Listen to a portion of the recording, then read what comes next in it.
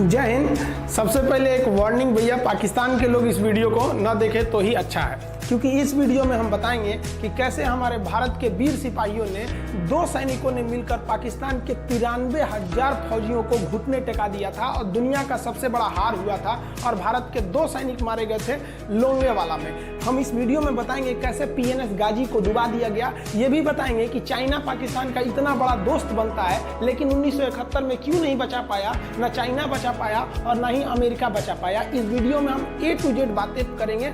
अगर आप इस वीडियो को कंप्लीट देख लेते हैं तो कोई भी पाकिस्तानी की हैसियत नहीं होगी कि आपसे आंखें मिला सके, इसलिए इस वीडियो को देखते रहिएगा। यदि आप राष्ट्रवादी, अगर आप भारतीय हैं तो ही इस वीडियो को देखें। पाकिस्तानी और बाहर के चाइनीज वगैरह लोग इस वीडियो को न देखें, ये उनके लिए एक तरह का वार्निंग है, क्योंकि इसमें हम भारतीय सेना के हर उस वीर गाथा को बताएंगे जो एक हर भारतीय सुनना चाहता है। A to Z उस बातों को बताया गया है। और ये जो आज आप बांग्लादेश देख रहे हैं, ये बांग्लादेश नहीं था, बल्कि ये उस वक्त पूर्वी पाकिस्तान था। पूर्वी पाकिस्तान के लोग बंगाली भाषा को बोलते थे। पाकिस्तान के लोग इन लोगों को बड़ा भद्दे मजाक करके बोलते थे, कहते तुम लोग गधे हो, कुछ नहीं जानते हो, किसी काम लायक नहीं हो, यूजलेस हो लोग, तुम लोग छोटे हो, काले हो, मतलब उल्टा सीधा मजाक कर रहे थे। पश्चिमी पाकिस्तान के लोग इधर के लोगों को पसंद नहीं करते थे। हो गया नहले तो डाला 1970 में। 1970 में इस पूर्वी पाकिस्तान के शेख मुजीबुर रहमान चुनाव जीत गए और वो यहाँ के प्रधानमंत्री के पद के चुनाव जीत गए। अब यहाँ की आर्मी ने क्या किया, उनको शपथ ही नहीं दिला रहे थे। इसलिए 70 के चुनाव जीतने के बाद शेख मुजीबुर रहमान जब देखे कि ऐसा है, तो उन्होंने अपना भाषण दिया 7 मार्च को और कहा कि अब हम इस पूर्वी पाकिस्तान को एक अलग देश बनाएंगे जिसका नाम रहेगा बांग्लादेश। इस भाषण के वजह से साथ रहेगा, हम यहाँ उलझ जाएंगे, ये एरिया सूखा रहेगा, चाइना का ऊपर से एरिया सूखा रहेगा, ये हमला कर देंगे, हमको 3 ओर से लड़ाई लड़ना पड़ेगा। मानेक शॉ ने इंदिरा गांधी से कहा कि आप 2-3 काम कर लीजिए। कब तक के लिए कि नवंबर तक हम लोग युद्ध नहीं करेंगे, लेकिन अप्रैल से नवंबर के बीच में हम अपने सैनिकों को इस एरिया में लड़ने के लिए ट्रेनिंग दे सकते हैं। मुक्ति वाहिनी, उसको हम ट्रेनिंग दे सकते हैं। और इसी में 1971 में हमारी जो थी भारत और रूस की एक समझौता पर हस्ताक्षर हो गया। अब हम लोगों ने पाकिस्तान को एक बारूद के ढेर पर बैठा दिया था। इंतजार था तो इस बात का कि उस बारूद में एक चिंगारी की और पाकिस्तान तबाह हो जाता। इत्तेफाक देखिए, उस बारूद के ढेर पर खुद चिंगारी जलाई पाकिस्तान ने। कैसे, तो समझिए कैसे। हम लोग का था कि इधर हम लोग ऑफेंसिव हो जाएंगे, मतलब इधर भयानक हमलावर हो जाएंगे, और इधर हम लोग डिफेंसिव रहेंगे, मतलब इधर कम हमला करेंगे, ताकि हम लोग का मेन मकसद पाकिस्तान से युद्ध नहीं था।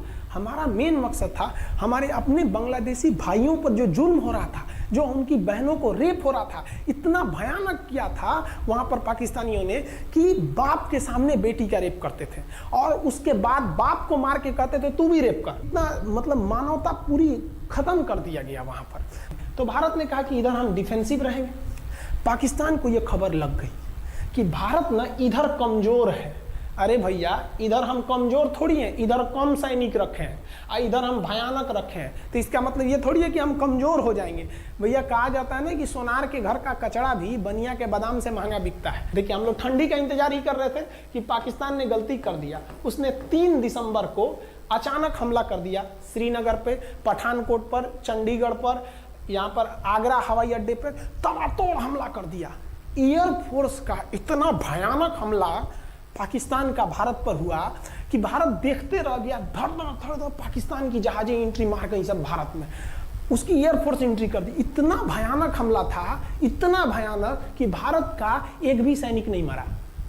समझ रहे ना कितना भयानक हमला था। अरे भाई, आप यहाँ पर घुस जाएंगे हमारे देश में तो क्या हो जाएगा भैया, मूस मोटइयन लोढ़ा हुईन, हाथी घोड़ा थोड़े हुईन। भारत तो इसी का इंतजार कर रहा था। देहात में कहावत कहा जाता है कि रोए के रानी तले अखिए खुदा गई।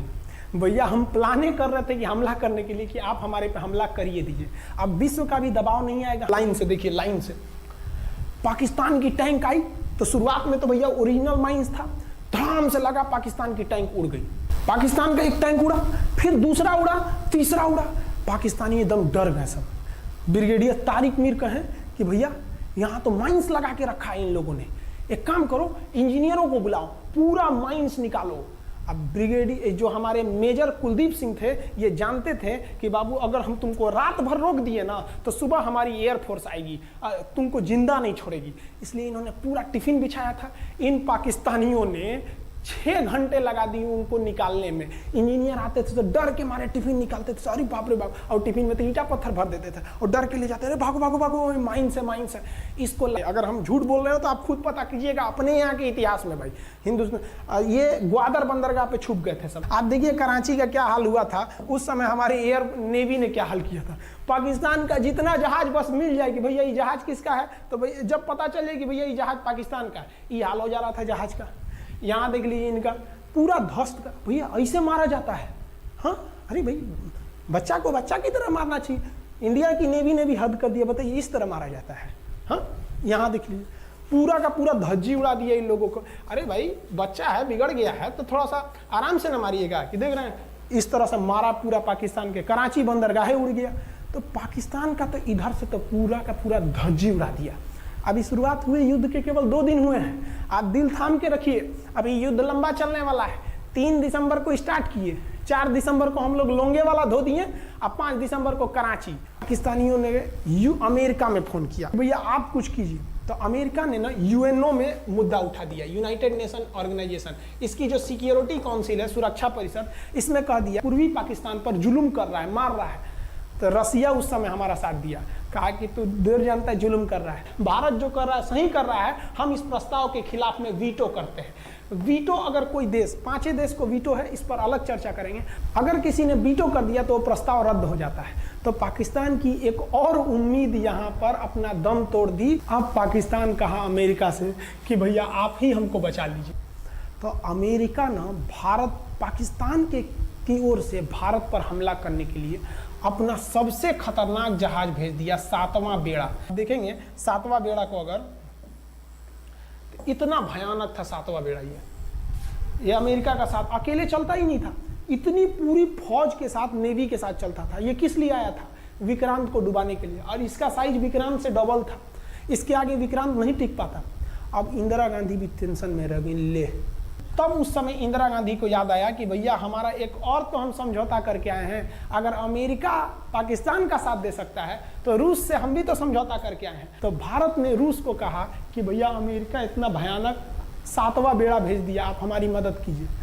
तो रूस ने कहा टेंशन क्या लेते हो, देखो हम बोलते हैं। रूस ने परमाणु पनडुब्बी भेज दी और रूस ने अपना 40वां बेड़ा भेज दिया। आप देखेंगे ये रूस का 40वां बेड़ा है। ये अपने भारी भरकम जहाजों के पूरे ग्रुप के साथ चल दिया, कहा कि चल भैया देखते तुमको कौन मारेगा भारत को। और अमेरिका को सीधा कह दिया कि भैया विक्रांत पर अगर आपने हमला किया तो ये हमला हम रूस पर हमला मान लेंगे। यहाँ पर खड़ा था भारत का विक्रांत और उसकी सपोर्ट में खड़ा था रूस का 40वां बेड़ा।